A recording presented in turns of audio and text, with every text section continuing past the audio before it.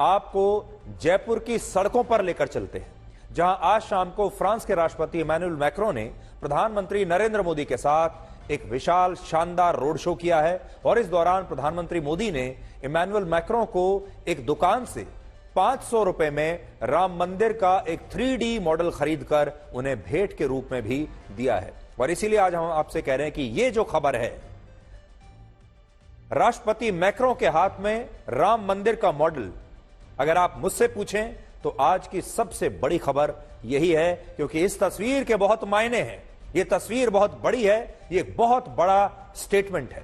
इन तस्वीरों में आप देख सकते हैं कि जब इमैनुअल मैक्रों जयपुर में हवा महल के पास इस दुकान पर पहुंचे तो प्रधानमंत्री मोदी ने उन्हें राम मंदिर का यह मॉडल दिखाते हुए बताया कि इसी महीने की 22 तारीख को लगभग 500 वर्षों की प्रतीक्षा के बाद अयोध्या में भगवान श्री राम के मंदिर का उद्घाटन हुआ है। और इसी के बाद प्रधानमंत्री मोदी ने 500 रुपए में राम मंदिर का यह मॉडल खरीदा और फिर मैक्रों को भेंट स्वरूप दे दिया।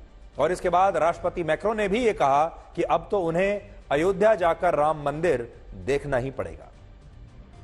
इसके अलावा जिस दुकान से प्रधानमंत्री मोदी ने राम मंदिर का यह मॉडल खरीदा, वहां डिजिटल ट्रांजैक्शन के लिए यूपीआई का एक क्यूआर कोड लगा हुआ था, जिसके बारे में प्रधानमंत्री मोदी ने राष्ट्रपति मैक्रों को पूरा समझाया कि कैसे भारत में अब छोटे से छोटा दुकानदार भी यूपीआई के जरिए डिजिटल ट्रांजैक्शन करता है। और बड़ी बात यह है कि मैक्रों भारत में इस डिजिटल क्रांति को देखकर काफी हैरान थे, चकित थे।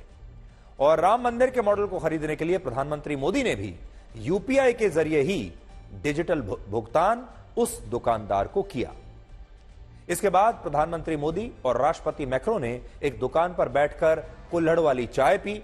और जिस व्यक्ति की यह दुकान है उसका नाम भी राम ही है, उसका नाम है राम साहू, जो प्रधानमंत्री मोदी से पहले तो चाय के पैसे लेने से इनकार कर रहा था कि मैं पैसे नहीं लूंगा। लेकिन इसके बावजूद प्रधानमंत्री मोदी ने जबरदस्ती यूपीआई से 2 रुपए इस चाय वाले के यूपीआई अकाउंट में ट्रांसफर कर दिए। तो आज ये सारी झलक हम आपको दिखाने वाले हैं। इससे पहले प्रधानमंत्री मोदी और राष्ट्रपति मैक्रों जयपुर के हवा महल गए, जिसका निर्माण वर्ष 1799 में महाराजा सवाई प्रताप सिंह द्वारा करवाया गया था। और इस दौरान प्रधानमंत्री मोदी ने राष्ट्रपति मैक्रों को हवा महल की खूबसूरती और इस पर अंकित कलाकृतियों के बारे में पूरी जानकारी दी, समझाया। और मैक्रों को यह हवा महल इतना पसंद आया कि वो वहां काफी देर तक रुककर हवा महल की इस खूबसूरती को देखते रहे।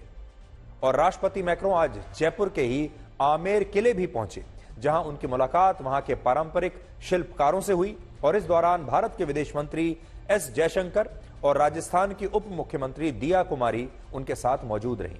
और भारतीय छात्रों के एक समूह से भी वहां पर मैक्रों की मुलाकात करवाई गई। और इसके बाद प्रधानमंत्री मोदी और राष्ट्रपति मैक्रों ने जयपुर में ही 1.5 किलोमीटर से भी लंबा एक रोड शो किया।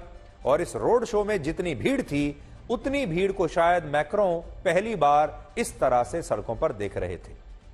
तो आज जिस तरह का प्यार, जिस तरह का सम्मान, जिस तरह की हॉस्पिटैलिटी मैक्रों को मिली है राजस्थान की राजधानी जयपुर की सड़कों पर, यह शायद उनके लिए एक नया अनुभव रहा होगा। आज आप इस बात को भी सोचिए कि क्या जयपुर के लोगों ने भी कभी यह कल्पना की होगी कि एक दिन फ्रांस के राष्ट्रपति उनके शहर में आएंगे और फ्रांस के राष्ट्रपति जयपुर की सड़कों पर इस तरह एक रोड शो करेंगे। जयपुर के लोगों ने भी कभी इस बात की कल्पना नहीं की होगी। वो ये तो सोचते होंगे कि मोदी उनके यहां सड़कों पर आ सकते हैं, रोड शो कर सकते हैं, देश के दूसरे नेता आ सकते हैं, लेकिन यह कल्पना उन्होंने नहीं की होगी कि एक दिन वो अपने घर का दरवाजा खोलेंगे या अपने घर की खिड़की खोलेंगे और सामने सड़क पर उन्हें फ्रांस के राष्ट्रपति इमैनुअल मैक्रों दिखाई देंगे और वो एक खुली गाड़ी में बैठकर हाथ हिलाते हुए जयपुर की सड़कों से इस तरह गुजर रहे होंगे। तो जयपुर के लोगों के लिए आज ये एक बड़ा हैरानी जैसा, एक जिसको हम अंग्रेजी में कहते हैं प्लेजेंट सरप्राइज जैसा अनुभव था। अब आप देखिए।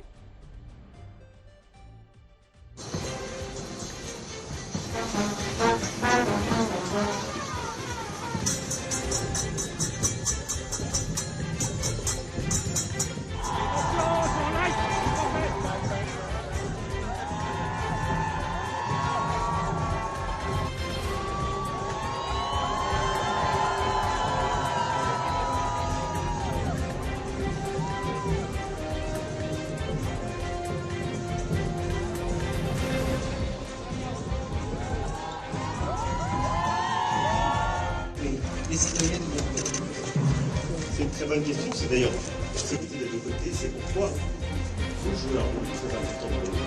C'est d'avoir des étudiants français qui viennent en Inde.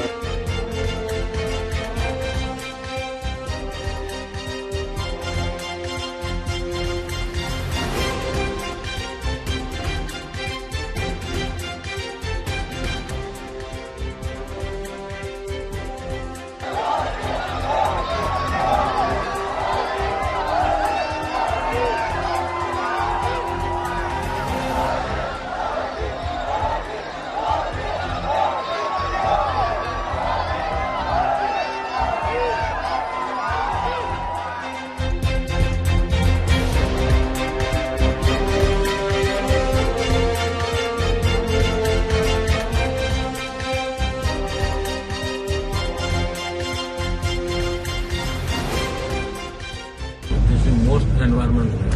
You can have a special taste of earth also.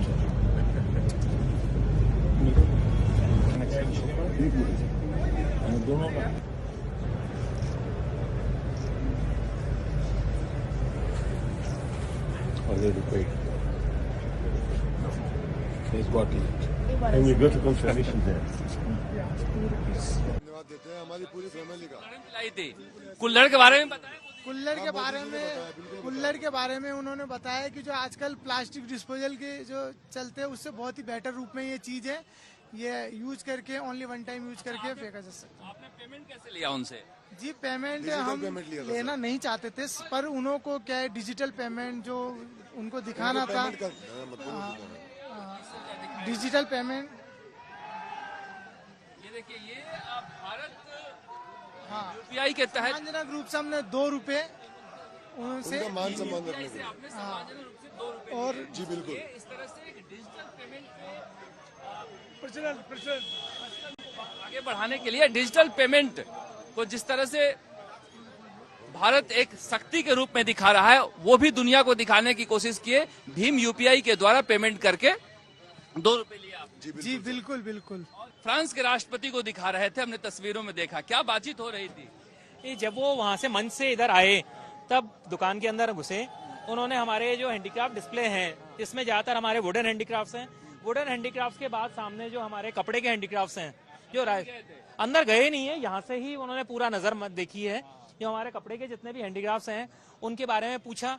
पूछने के बाद यहाँ तक कि जो फ्रांस के राष्ट्रपति हैं उन्होंने ये तक पूछा कि ये कहाँ बनता है, कौन बनाता है, ये सब पूछ के उनकी नजर इस पे राम मंदिर के मॉडल पे पड़ी। प्रधानमंत्री गई या राष्ट्रपति फ्रांस के उनके गई? ये हमारे मोदी जी की गई, वो जानते भी नहीं है राष्ट्रपति जी तो ये क्या चीज है। जब मोदी जी ने उनको पूरा बताया कि ये वही मॉडल है और स्टेप वाइज जो कंस्ट्रक्शन है जिसमें आगे हनुमान जी हैं, ऊपर छत्र है, सब तरफ जो है राम जन्मभूमि का मेंशन है, ये सब देख के मोदी जी को बहुत पसंद आया। पसंद आने के बाद उन्होंने ये जो चीज है वो हमसे परचेज करके और कितने में परचेज किया?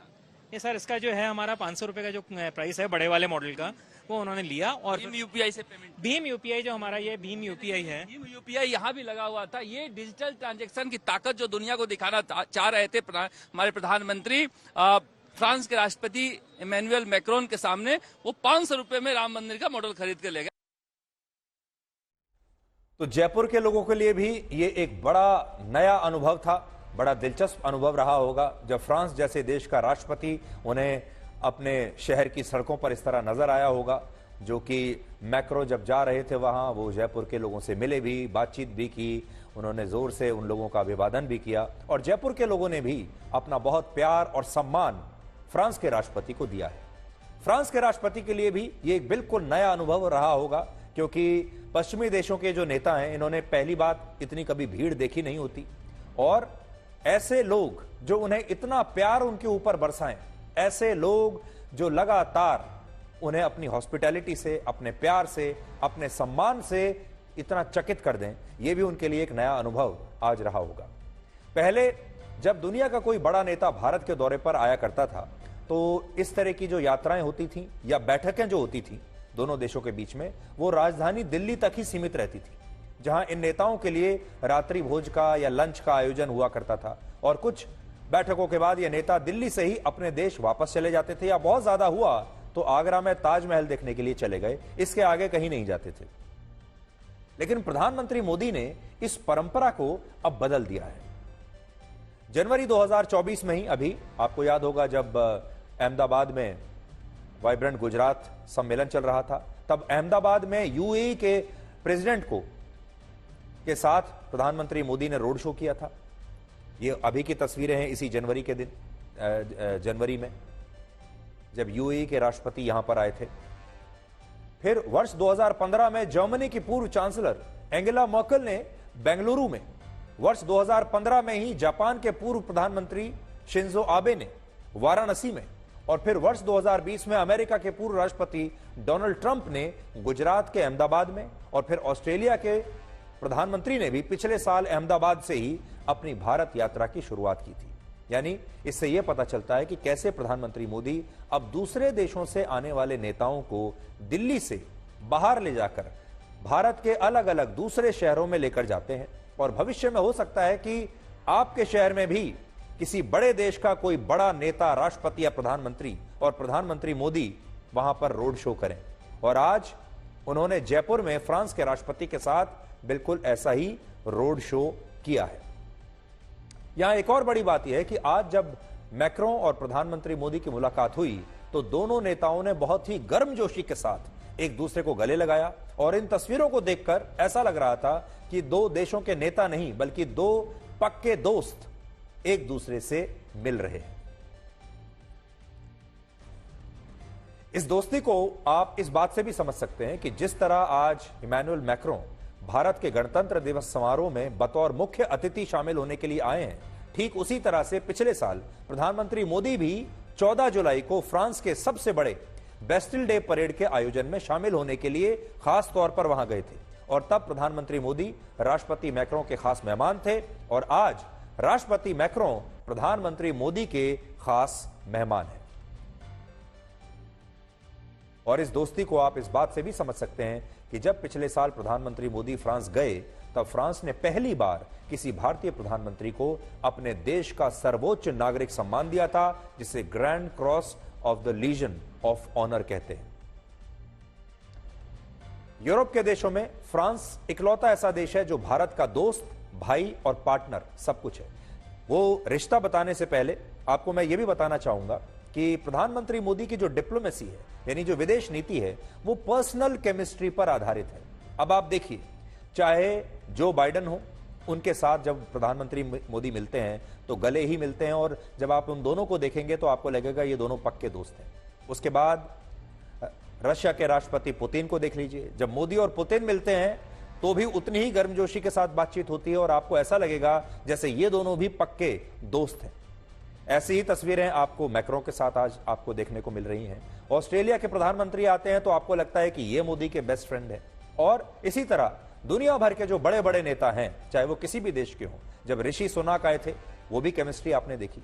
तो प्रधानमंत्री मोदी की इन तमाम नेताओं के साथ एक पर्सनल केमिस्ट्री बन गई है, और वो पर्सनल केमिस्ट्री ऐसी है जब इन तमाम देशों के नेताओं के साथ, राष्ट्रपति, राष्ट्राध्यक्षों के साथ उनकी एक पक्की दोस्ती जैसी लगती है, और वो आपको हर तस्वीर में नजर आएगा। चाहे वो किसी भी देश का राष्ट्राध्यक्ष हो, आपको उन तस्वीरों में एक आपसी प्यार, दोस्ती और सौहार्द अलग तरीके से नजर आएगा। और ये प्रधानमंत्री मोदी की एक नए किस्म की डिप्लोमेसी है।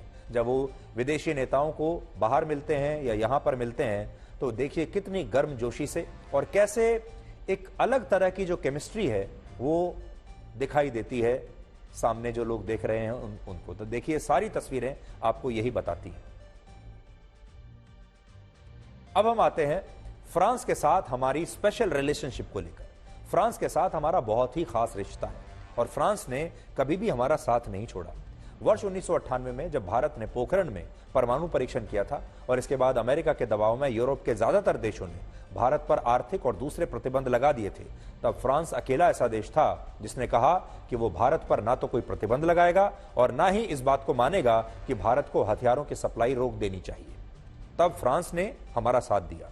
फ्रांस की इस दोस्ती से भारत को भी समझ में आया कि यूरोप में ब्रिटेन के साथ साझेदारी बढ़ाने से अच्छा है कि फ्रांस के साथ दोस्ती की नई यात्रा शुरू की जाए।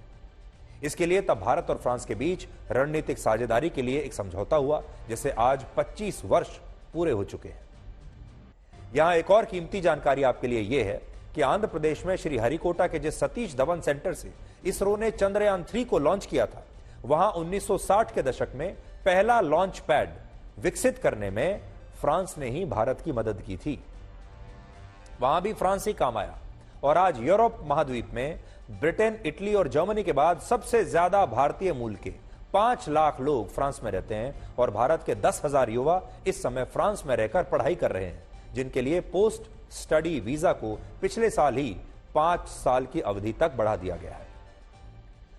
वर्ष 2014 से लेकर अब तक प्रधानमंत्री मोदी 6 बार फ्रांस के दौरे पर जा चुके हैं, जबकि मैक्रों तीसरी बार भारत के दौरे पर आए हैं। और यहां बड़ी बात यह भी है कि मैक्रों प्रधानमंत्री मोदी से 27 साल छोटे हैं, यानी ये एक आप कह भी सकते हैं बड़े भाई छोटे भाई जैसी जो एक रिलेशनशिप है वो आपको देखने को मिलती है। प्रधानमंत्री मोदी इस समय 73 वर्ष के हैं और इमैनुअल मैक्रों इस समय 46 वर्ष के हैं, लेकिन इसके बावजूद दोनों नेताओं की दोस्ती में उम्र का यह फासला आपको बिल्कुल नजर नहीं आएगा।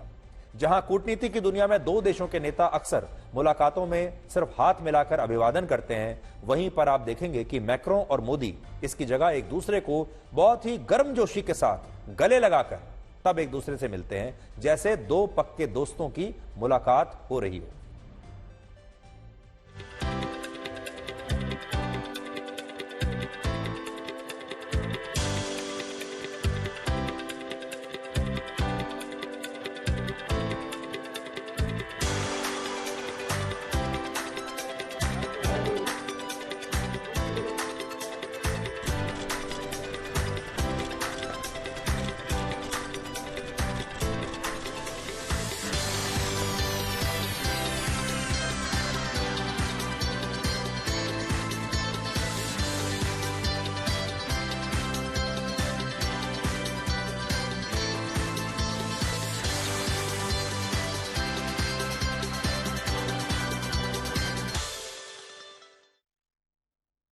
और यहां आपको हम यह भी बता दें कि हमारे देश के गणतंत्र दिवस के समारोह में मैक्रों छठे फ्रेंच प्रेसिडेंट हैं, फ्रांस के छठे ऐसे राष्ट्रपति हैं जिन्हें हमारे देश में गणतंत्र दिवस के समारोह पर मुख्य अतिथि बनाया गया है।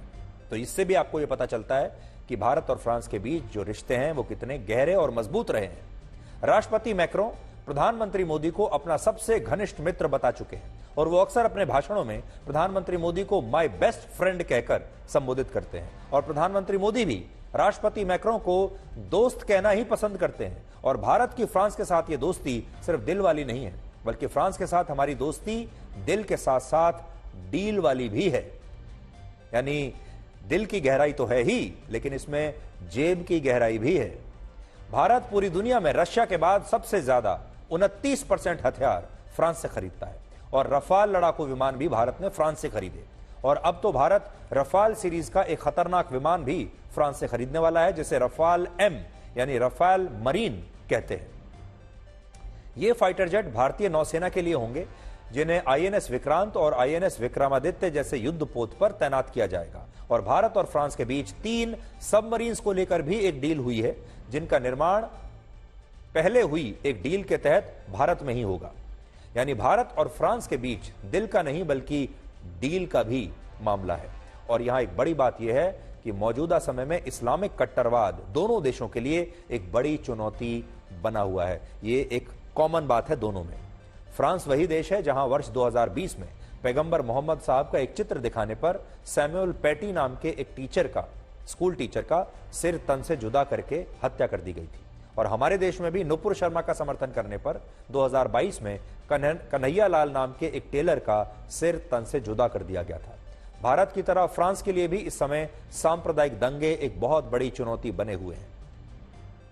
हालांकि फ्रांस और भारत में अंतर यह है कि फ्रांस भारत की तरह लोकतांत्रिक देश है, लेकिन बड़ा अंतर क्या है? इसके बावजूद, लोकतांत्रिक देश होने के बावजूद वहां स्कूलों में हिजाब पहनने पर प्रतिबंध है। लेकिन हमारे देश में अभी ऐसा कोई प्रतिबंध नहीं है और सुप्रीम कोर्ट भी इस मामले में अब तक कोई निर्णायक फैसला नहीं दे पाया। यानी जो प्रतिबंध हमने कर्नाटक में लगाने की कोशिश की थी और वो लग नहीं पाया हिजाब को लेकर, वो फ्रांस पहले ही कर चुका है। कहने का मतलब यह है कि फ्रांस भारत की तरह धर्मनिरपेक्ष देश तो है और बड़ा धर्मनिरपेक्ष देश माना जाता है, लेकिन विडंबना यह है कि फ्रांस में तो धर्मनिरपेक्षता के लिए स्कूलों में हिजाब पर बैन लग सकता है, लेकिन हमारे देश में जब ऐसा करने की मांग होती है तो इसी बात को धर्मनिरपेक्षता के खिलाफ बताया जाता है। इसलिए आप खुद सोचिए कि दुनिया के दो बड़े लोकतांत्रिक देशों में दो अलग अलग तरह की धर्मनिरपेक्षता कैसे हो सकती है।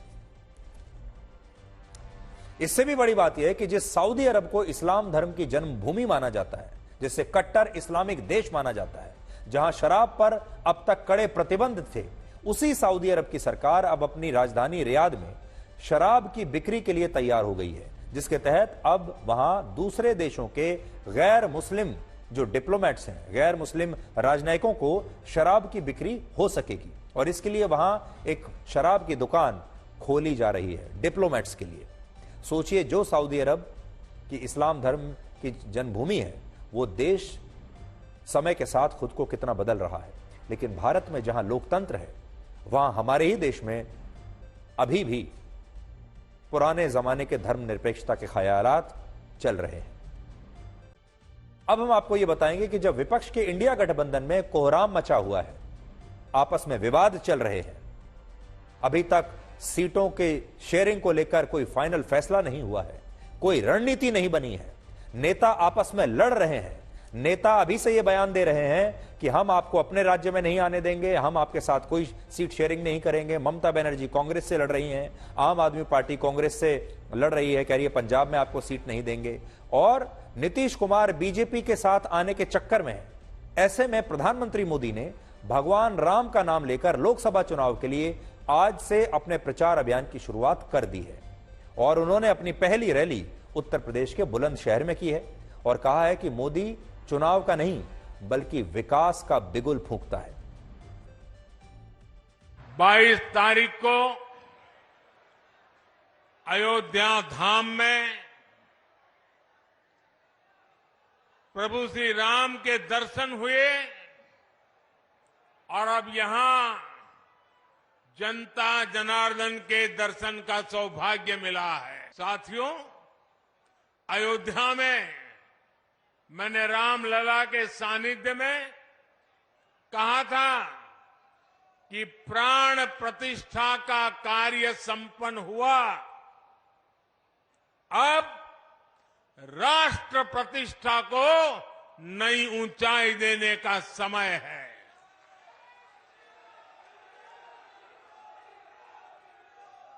हमें देव से देश और राम से राष्ट्र के मार्ग को और प्रशस्त करना है।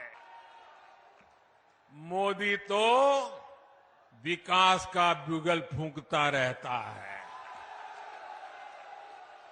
मोदी तो समाज के आखिरी व्यक्ति के कल्याण के लिए बुगल फूंकता रहता है। मोदी को न पहले जरूरत थी, न आज जरूरत है, न आगे जरूरत है चुनाव के बुगल फूंकने की। मोदी के लिए तो ये जनता जनार्दन बुगल फूंकती रहती है। तो प्रधानमंत्री मोदी को भी आप देखिए, दिन में चुनाव प्रचार कर रहे थे, उत्तर प्रदेश के बुलंदशहर में थे, शाम को जयपुर पहुंच गए, शाम को मैक्रों को चाय पिला रहे थे और वो कहते हैं कि वो राम और राष्ट्र ये उनके एजेंडे में सबसे ऊपर है। राम और राष्ट्र, प्राण प्रतिष्ठा और राष्ट्र प्रतिष्ठा। और इस वक्त जब विपक्षी दल चुनाव लड़ने की बजाय एक दूसरे से लड़ रहे हैं और ममता बनर्जी ये कह रही हैं कि वो पश्चिम बंगाल में अकेले चुनाव लड़ेंगी, नीतीश कुमार प्रधानमंत्री मोदी की तारीफ कर रहे हैं, बीजेपी में शामिल होने के चक्कर में है और विपक्षी दलों की ये लड़ाई एक दल जैसी बन गई है। एक ऐसा दल जिसमें बहुत सारे दल हैं और वो मिलकर दल बना रहे हैं, जिसमें सारे दल एक एक करके अब जो है एक दूसरे से ही लड़ाई कर रहे हैं। ऐसे में तब प्रधानमंत्री मोदी और बीजेपी ने लोकसभा चुनावों के लिए अपने प्रचार अभियान की औपचारिक शुरुआत कर भी दी। तो थीम है सपने नहीं हकीकत बुनते, तभी तो सब मोदी को चुनते। और इस गाने में और इस छोटे से वीडियो में प्रधानमंत्री मोदी ने अपने सरकार की तमाम उपलब्धियों को इस वीडियो में उन्होंने समाने की कोशिश की है और जो भी उन्होंने काम किए हैं बड़े बड़े, वो सब इस वीडियो में देखने को मिलते हैं। अब आप ये देखिए कि 28 विपक्षी दलों का इंडिया गठबंधन कैसे अब इन्हीं विपक्षी दलों के लिए एक दल बन गया है। 2 दिन पहले हमने आपको कहा था कि प्राण प्रतिष्ठा के बाद ऐसा लगता है जैसे इंडिया गठबंधन के प्राण निकलने ही शुरू हो गए हैं। आज जब राहुल गांधी की भारत जोड़ो न्याय यात्रा असम से पश्चिम बंगाल के कूच बिहार पहुंची, तो वहां टीएमसी के कार्यकर्ता इस यात्रा का विरोध करने के लिए कुछ इस तरह के पोस्टर्स लेकर खड़े थे। इन बैनर्स पर लिखा था कि पश्चिम बंगाल के लिए ममता बनर्जी ही काफी हैं और पश्चिम बंगाल के लोगों को कांग्रेस की और राहुल गांधी की कोई जरूरत नहीं है। सोचिए कि पश्चिम बंगाल कांग्रेस पार्टी के एक पार्टनर का राज्य है, जहां उनके इंडिया गठबंधन में एक पार्टनर पार्टी की सरकार है, और वहां पर राहुल गांधी को इस तरह के बैनर्स और पोस्टर्स दिखाए जाएं जिसमें यह कहा जाए कि आपकी यहां जरूरत नहीं है, तो आप समझ लीजिए इंडिया गठबंधन की क्या हालत है।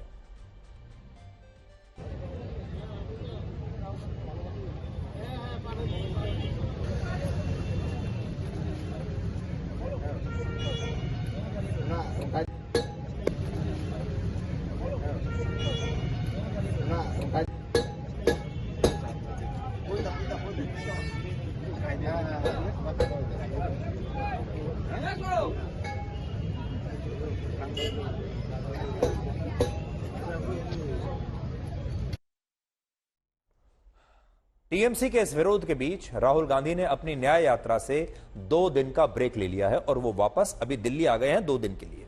और कांग्रेस ने कहा है कि अब ये न्याय यात्रा 2 दिन बंद रहेगी।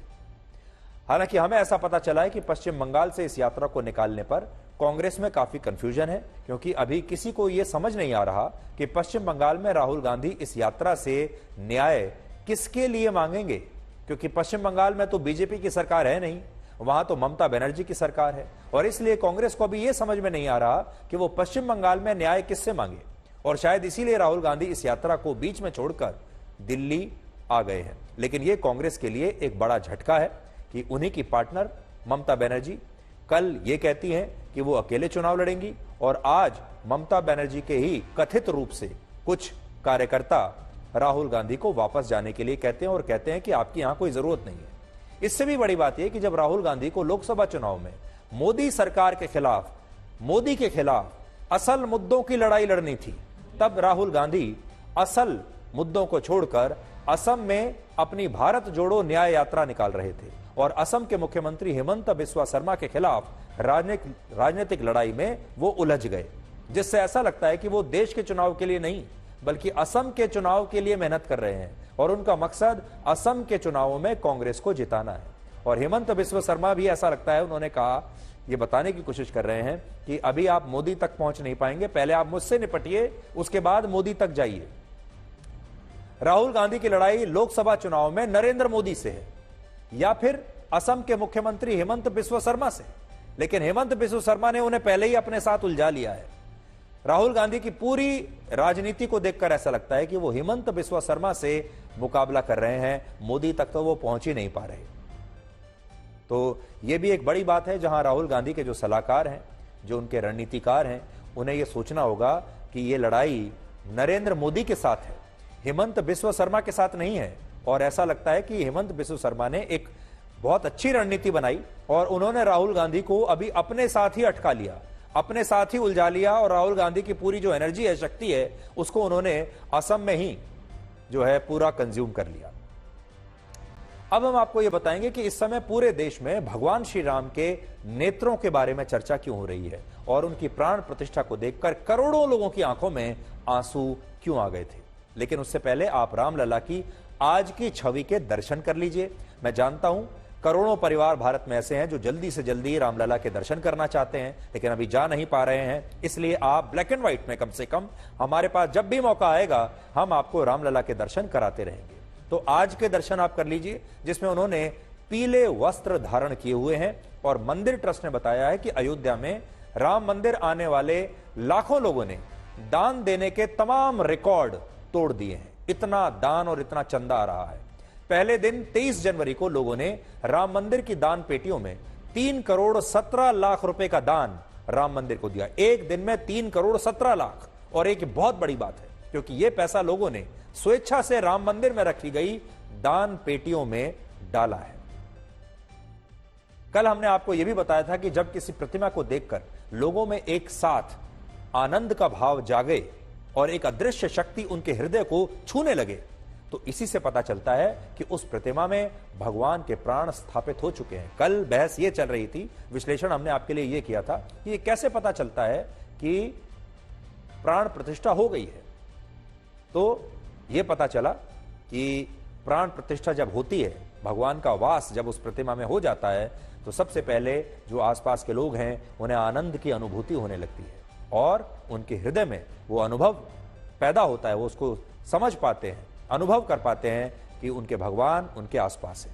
और कल मैंने आपको अपने अनुभव से भी यह बताया था कि उस दिन वहां मौजूद तमाम लोग एक साथ भावुक हो गए थे। वहां जितने लोग मौजूद थे एक साथ उनकी आंखों से आंसू बह रहे थे, आंसू रुक नहीं पा रहे थे। कल मैंने आपको अपने अनुभव से यह बात बताई थी और आपसे यह भी कहा था कि आप भी अपना अनुभव शेयर कीजिए। आप लोग टीवी पर आपने देखे होंगे प्राण प्रतिष्ठा के जो उनकी तस्वीरें हैं और आप में से बहुत बड़ी संख्या में लोगों ने हमें पत्र लिखे हैं, चिट्ठियां लिखी हैं, सोशल मीडिया पर लिखा है। और मैंने जो आपसे कहा कि उस समय आपको कैसा अनुभव हुआ था, आप हमें उसके बारे में बताएं, तो बहुत बड़ी संख्या में लोगों ने उसके बारे में बताया है। और कुछ एक दर्शकों की चिट्ठियां मैं आपके सामने पढ़ता हूं। संगीता खत्री हमारी एक दर्शक हैं, उन्होंने हाथ से लिखकर एक चिट्ठी भेजी है जो आपकी स्क्रीन पर है, अपने हाथ से देखिए। और मैं आज के जमाने में देखिए कौन हाथ से चिट्ठी लिखता है, लेकिन वो लिख रही हैं और कहती हैं कि हमने भगवान के नेत्र देखे और बस दर्शन करते ही आंखें भर आईं। मेरा बेटा लैपटॉप पर काम कर रहा था, उसका ध्यान अपने काम पर था। उसने मुझे रोते हुए देखा और पूछा क्या हुआ। मेरे पास जवाब नहीं था, आंसू रुक नहीं रहे थे। जब शक्तियों के दर्शन होते हैं और उनकी उपस्थिति वहां रहती है तो ऐसा ही अनुभव होता है, ऐसा संगीता जी कह रही हैं। फिर वो कहती हैं यदि मन पवित्र हो, भक्ति सच्ची हो, अहंकार ना हो तो भगवान जरूर आते हैं। हमने अपने जीवन में कई बार अनुभव किया है पर साझा नहीं किया क्योंकि सामने वाले को झूठ लगता है। देखिए ये भी एक बड़ी बात है, हो सकता है आपको भी अनुभव रहा हो। और संगीता जी कहती हैं कि मुझे अनुभव हुआ लेकिन मैं किसी से शेयर नहीं करती थी, ये सोचकर कि लोग शायद मजाक उड़ाएंगे या बोलेंगे कि मैं झूठ बोल रही हूं। फिर वो कहती हैं कि आपके शो के माध्यम से अगर आप नई पीढ़ी को विश्वास दिला सकें तो उनके जीवन में भी नई तरंग, उत्साह आ जाएगा। तो ये संगीता जी की चिट्ठी मैंने आपको पढ़कर सुनाई। इसके अलावा भी बहुत सारे लोगों ने हमें ईमेल लिखे हैं। देखिए दिलीप सिंह भिलाई से लिखते हैं, मैं एक एक करके पढ़ के बता रहा हूं। I was burst into tears when I saw Ram मंदिर प्राण प्रतिष्ठा समारोह। We always watch your black and white show। ये उन्होंने लिखा है कि मेरी आंखों में भी आंसू आ गए थे। ऋषिका दुबे लिखती हैं writing this mail while watching your show black and white।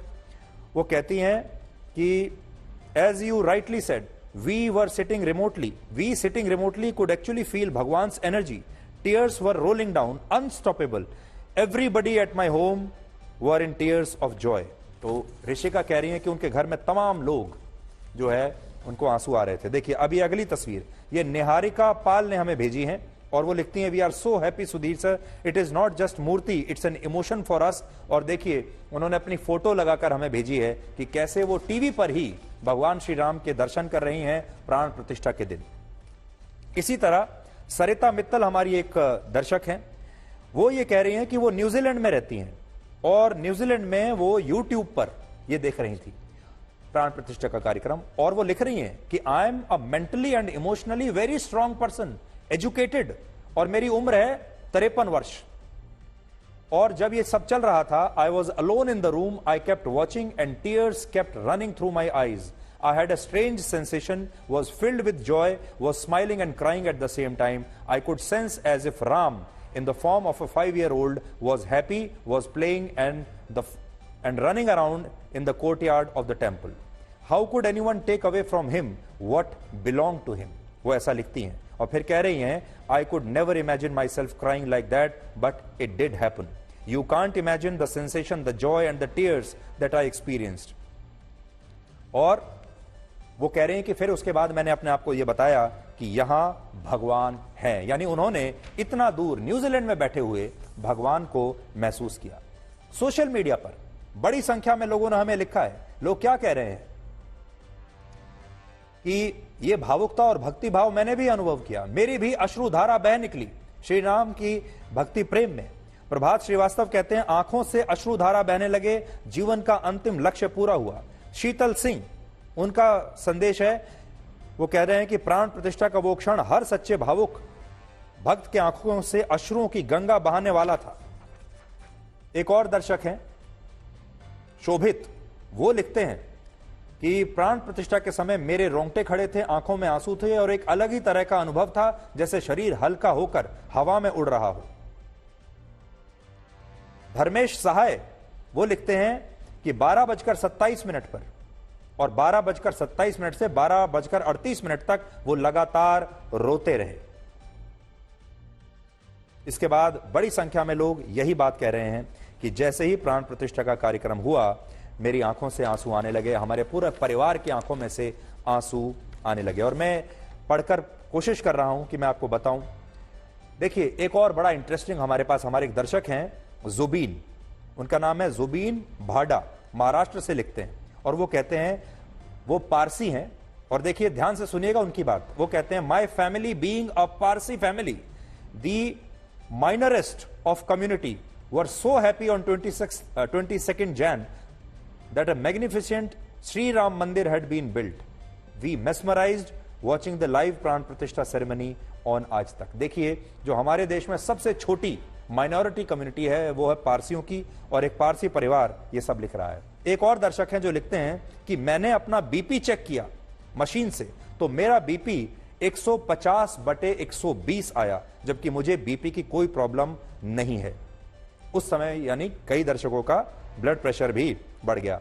एक कुवैत से दर्शक लिखते हैं कि मैं कुवैत में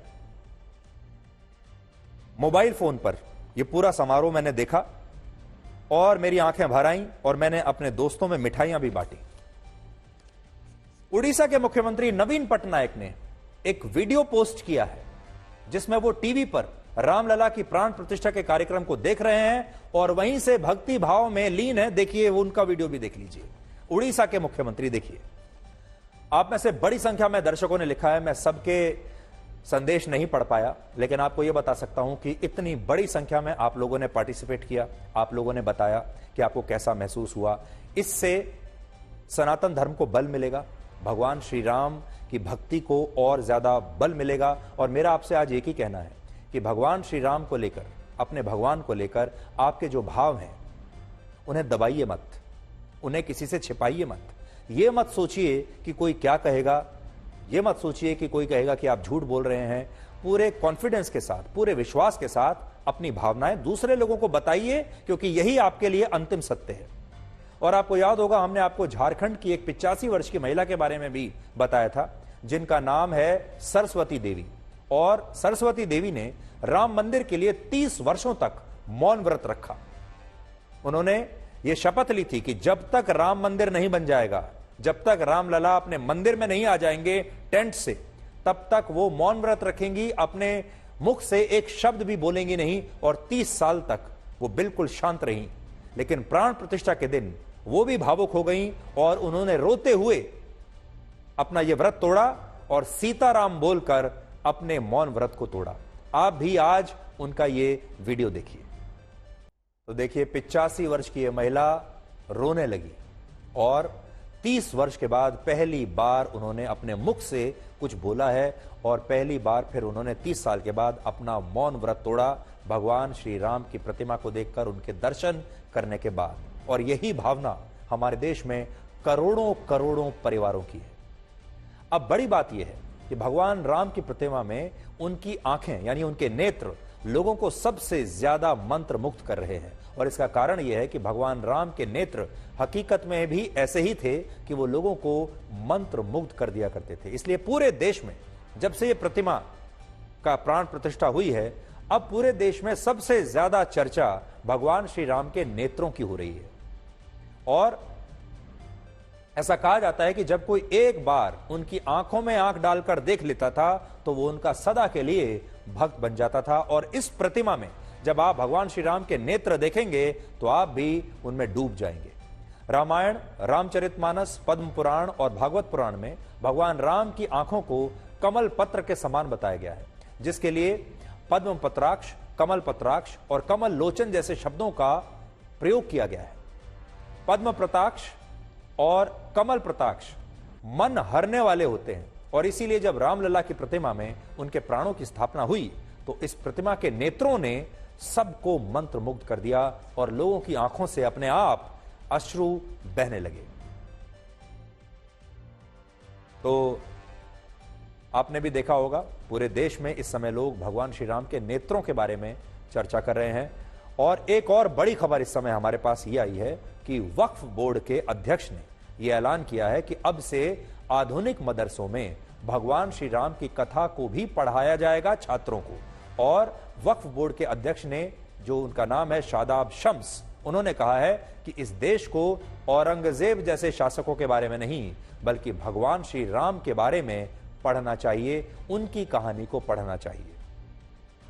तो देखिए, यह भी एक बहुत बड़ी बात है और कितना बड़ा बदलाव है कि अब हमारे देश के मदरसों में, चाहे कुछ मदरसों में ही सही, वक्फ बोर्ड के अध्यक्ष का यह कहना है कि मदरसों में वो चाहते हैं कि भगवान राम की कहानी छात्रों को पढ़ाई जाए।